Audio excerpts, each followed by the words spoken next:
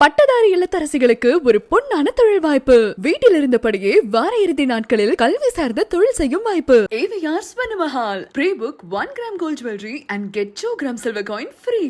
This offer is only for online booking customers. ஒருத்தன் சொன்னான், எனக்கு சோர்ஸ் டெல்லியிலேருந்து வந்துருச்சு. சோர்ஸ் வருதுன்றான். எனக்கு சம்மந்தம் வந்ததே பல பேருக்கு தெரியாது. அவர் ஒரு 2 பேர் உட்காந்துக்கிறாங்க. கேட்டால் அவங்கெல்லாம் புலனாய்வு புலிகலாம். ஒரு 2 பேர் உட்காந்துக்கிறான். இதுக்கு ஒரு கேள்வி எதிராக வரும். இவர் மடியில் 2 பேப்பர்ஸாக வச்சுருக்கா. அப்படி எடுத்து பார்த்துட்டு, அப்படியா அவனுக்கு வந்திருக்கா, அது என்னன்னு நான் சொல்கிறேன். எனக்கு ஒரு ஆள் மாதிரி தான் சொன்னாங்க. அப்போ நான் நைட் டெல்லியில் பேசிட்டு சொல்கிறேன் அப்படின்ட்டான். சரி, உண்மையிலேயே டெல்லியிலேருந்து எனக்கு சோர்ஸ் இருக்கும் போல இருக்குன்னா அவனுக்கு தேனியில் அரெஸ்ட் பண்ண போகிறதே தெரியல. இறைவன் மிகப்பெரியவன் திரைப்படத்தின் தயாரிப்பாளர் என்னோடு உறவாக இருந்தவர். நான் தம்பி என்று பொதுவெளியில் அன்போடு அழைத்தவர் ஒரு பெரிய குற்றச்சாட்டில் அவர் பின்னணியில் வச்சுருக்காங்க. அவருக்கும் எனக்கும் தொடர்பு இருக்கா? ஆமாம், அவருக்கு எனக்கும் தொடர்பு இருக்குது. நீங்கள் சொல்கின்ற அவர் மீது காட்டுகிற குற்றத்தோடு தொடர்பு இருக்கான்னு கேட்டால் இல்லைடா வெண்ணைகளான்னு தைரியமாக சொல்லுவேன். அந்த தைரியமும் திமிரும் எப்பயுமே என்கிட்ட இருந்துக்கிட்டே இருக்கும். அப்புறம் இந்த யூடியூப்பில் நான் பார்த்த விஷயங்களை பார்க்கும்போது எனக்கு என்னென்னா, கொஞ்ச நாளைக்கு இதை பார்க்காம இருக்கிறது நிம்மதியாக இருக்குன்ட்டு. ஒருத்தம் கூட உண்மை பேசலாங்க. அதுதான் பெரிய கொடுமை. சொல்கிறது பூரா பொய் பொய் பொய் பொய், அவ்வளவுமா பொய். ஏதாவது 1-2 ஒருத்தன் சொன்னான், எனக்கு சோர்ஸ் டெல்லியிலேருந்து வந்துருச்சுன்னா. சோர்ஸ் வருதுன்றான். எனக்கு சம்மந்தம் வந்ததே பல பேருக்கு தெரியாது. அதை என்னோட வக்கீல் வெளியே சொன்னதுக்கப்புறம் தான் தெரியும். ஆனால் இவன் சொல்கிறான் சோர்ஸ் நான் அவர் ஒரு 2 பேர் உட்காந்துக்கிறாங்க. கேட்டால் அவங்கெல்லாம் புலனாய்வு புலிகலாம். ஒரு 2 பேர் உட்காந்துக்கிறான். இதுக்கு ஒரு கேள்வி எதிராக இவர் மடியில் 2 பேப்பர்ஸாக வச்சுருக்கா. அப்படி எடுத்து பார்த்துட்டு, அப்படியா அவனுக்கு வந்திருக்கா, அது என்னன்னு நான் சொல்கிறேன். நான் எனக்கு ஒரு ஆள் மாதிரி தான் சொன்னாங்க. அப்போ நான் நைட் டெல்லியில் பேசிட்டு சொல்கிறேன் அப்படின்ட்டான்.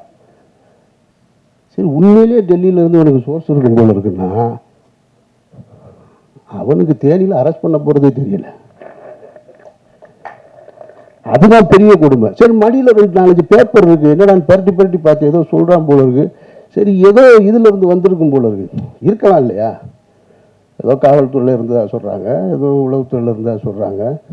உண்மையிலேயே சோர்ஸ்லேருந்து வந்துட்டு விசாரணை பார்த்தா அவர் படித்து சொன்னது தினமலர் பேப்பர். ஐய, இவ்வளவு அபத்தமாக இருக்கும். இதை தினம் 2 லட்சம் பேர் பார்க்கலாம். அதுதான் பெரிய கொடுமை. ஒரு பொய் செய்தியை தினம் 2 லட்சம் பேர் நீங்கள் பார்த்து அதில் கீழே பார்த்தீங்கன்னா எப்போ அமீரை கைது செய்வீங்க, எப்போ அமீரை கைது செய்வீங்க. இப்போ கடைசியாக நேற்று ஒருத்தன் கேட்டிருக்கான், ஏங்க நாங்கள் 3 மாதமாக வெயிட் பண்ணுறோம், அமீரை கைது பண்ணவே மாட்டேன்னு. அவன் அவ்வளவு ஆவலாக இருக்கான் என் மேலே. சரி, நாங்கள் என்ன கைது, நான் சிறைக்கு என்ன புதுசா? சிறைக்கு போக அப்பவும் தயாராக இருந்தேன், இப்பவும் தயாராக இருக்கேன்.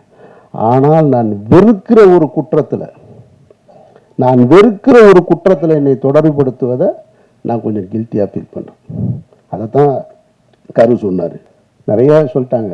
நான் இந்த உயிர் தமிழுக்கு திரைப்படத்தினுடைய 2வது விழா, இது 2வது பத்திரிகையாளர் சந்திப்பு.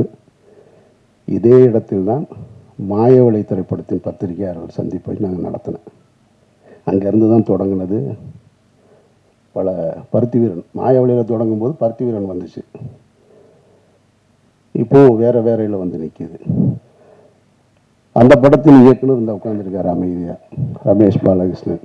நாங்கள் அதை ரிலீஸ் பண்ணுறதுக்காக வேலை செய்ய போய் அது ஏதோ ஒரு பிரச்சனையை தொடங்கி அது எங்கெங்கேயோ போய் நீதிமன்றத்தை நோக்கி போயிட்டுருக்கும்போது, சரி கொஞ்சம் தள்ளி வச்சுக்கலாம் அப்படிங்கும்போது, இறைவன் மிகப்பெரியவனுடைய இறுதிக்கட்ட படப்பிடிப்பை நோக்கி போகும்போது ஒரு 8-10 நாள் தான், 10 நாள் இருந்தால் படம் முடிஞ்சிடும். அந்த படம் முடியும் போது ஒரு புது பிரச்சனை தொடங்குச்சு. அப்போ ஃபஸ்ட்டு எனக்கு தோணுனது, இது என்ன நடக்குது இங்கே, என்னை சுற்றி என்ன நடக்குது, எனக்கு எதுவுமே புரியலை அப்படின்னு பழனி பண்ண தான் சொன்னேன். நான் ஒரு அறிக்கை மாதிரி கொடுக்கலான் இருக்கேன். நான் என்ன நடக்குது, இது ஏன் நடக்குது, யாருக்கு நடந்தது, எதுக்கு நடந்தது, எதை நோக்கி போகுது, ஒன்றும் புரியலைங்க அப்படின்னு. ஏன்னா ஒரு நாள் ஷூட்டிங் முடிச்சிட்டேன். கோகுலம் ஸ்டுடியோவில் ஒரு மிகப்பெரிய செட்டு போட்டு, அந்த செட்டு இன்னும் இருக்குது, பல பேருக்கு தெரியாத தகவல். ஒரு ஹைகோர்ட்டு செட்டு ஒன்று மிக தத்ரூபமாக போட்டு மிகப்பெரிய பொருட்செலவில் ஒரு நாள் ஷூட்டிங் முடிச்சிருக்கோம். செகண்ட் டே அந்த ஷூட்டிங் நடக்கலை. அன்றைக்கு இரவிலிருந்து தொடங்குச்சு பிரச்சனை. அப்போ நான் சொன்னேன் பழனியப்பன்ட்ட, இந்த மாதிரி ஒரு அறிக்கை ஒன்று, ஒரு லெட்ரு மாதிரி கொடுத்துருவோம் என்னை சுற்றி என்ன நடக்குதுன்னு.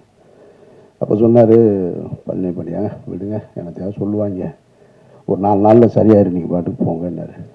இல்லைக்காரு, எனக்கு என்னமோ இது சரியாக வரும்னு தோணலை. அவர் ரொம்ப எளிதாக கிடக்கணும்னு சொன்னார். இல்லைக்காரு, எனக்கு இது சரியாக வரும்னு தோணலை, நம்ம ஏதாவது சொல்ல வேண்டியது இருக்குது அப்படின்னு நான் சொன்னேன். ஒரு 2 நாளில் அப்படியே கூடுதலாச்சு, 3ஆவது நாள் கூடுதலாச்சு. அப்புறம் ஒரு அறிக்கை கொடுத்துட்டேன். நான் அறிக்கை கொடுத்த உடனே அறிக்கையிலேருந்து யார் அதுக்கு எதிர்கருத்து வருதுன்னு பார்த்தா, கடந்த ஒரு 15 ஆண்டுகளாக 2014க்கு பின்னால் நான் பேசிய அரசியலில் கருத்தியல் ரீதியாக எதிர்கொள்ள முடியாத, என்னோட நேருக்கு நேர் போரிட கருத்தியல் ரீதியாக போரிட முடியாத அவர்கள் பூரா வெளியே வர ஆரம்பிக்கிறாங்க. வெளியே வந்து புதுசாக தகவல்களை சொல்கிறாங்க. ஒருத்தன் சொல்கிறான் அவர் ஓடிட்டாருன்றான், ஒருத்தன் எஸ்கேப்புன்றான், தலைமறைவாயிட்டார், எங்கே இருக்காருன்னு தெரியலைன்றான், என்னத்தையோ ஒன்று சொல்லிக்கிட்டே இருக்கான். அப்போ தான் நான் இங்கேருந்து ஒரு கல்யாணத்துக்கு போயிருந்தேன். கல்யாண வீட்டிலேருந்து அப்போ நான் இங்கே இருக்கும்போது இந்த செய்தி வருது, அவர் அமீர் தலைமறைவு அப்படின்னு. தலைமறைவுன்னு வந்த உடனேயே நான் அங்கேருந்து, நான் கல்யாண வீட்டில் தான் உட்காந்துருக்கேன் அப்படின்னு சொல்கிறேன். அங்கேருந்து ஒரு கேள்வி எடுக்கிறான், கல்யாண வீட்டுக்கு போகிறது எதுக்குங்க மைக் எடுத்துகிட்டு போகிறாரு அப்படின்னா. ஏடா நீ தான் தலைமறைவுன்னா, நான் கல்யாண வீட்டில் உட்காந்துருக்கேன்னு சொல்கிறேன். அதுக்கு பதில் சொல்கிறான்னா மைக் எடுத்துகிட்டு போனாரான்னு கேட்குறேன். ஏன்னா கல்யாண வீட்டில் மைக்கு ஸ்பீக்கர்லாம் இருக்காதா. அங்கேருந்து இன்னொரு, இப்படி ஒன் பை ஒன்னாக போய்கிட்டே இருக்கு. அப்படியே கூட்டிகிட்டு வர்றாங்க.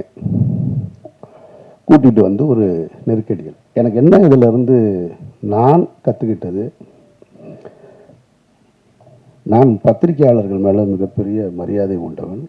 என்னுடைய முதல் பத்திரிகையாளர் சந்திப்பு ஏவிஎம்மில் நடந்தது, மௌனம் பேசியதை திரைப்படத்திற்கு. அப்போ இருந்து இப்போ வரைக்கும் பத்திரிகையாளர்களோட நெருக்கமாக இருக்கிறவன்.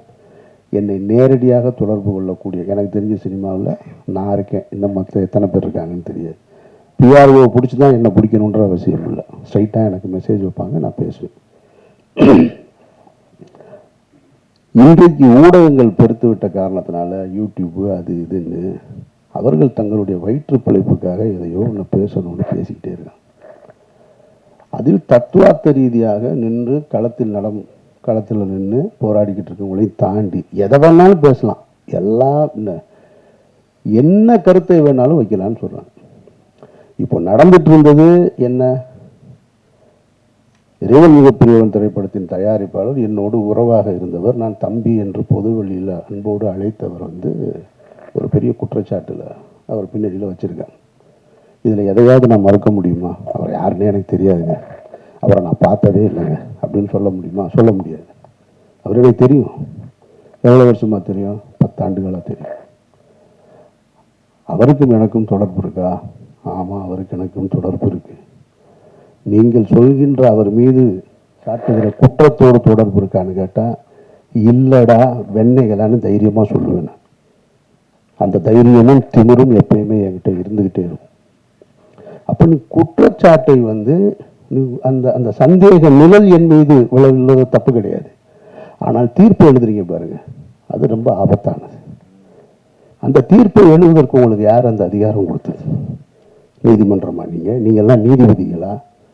எந்த அடிப்படையில் கொடுக்குறீங்க? பட்டதாரி இல்லத்தரசிகளுக்கு ஒரு பொன்னான தொழில் வாய்ப்பு.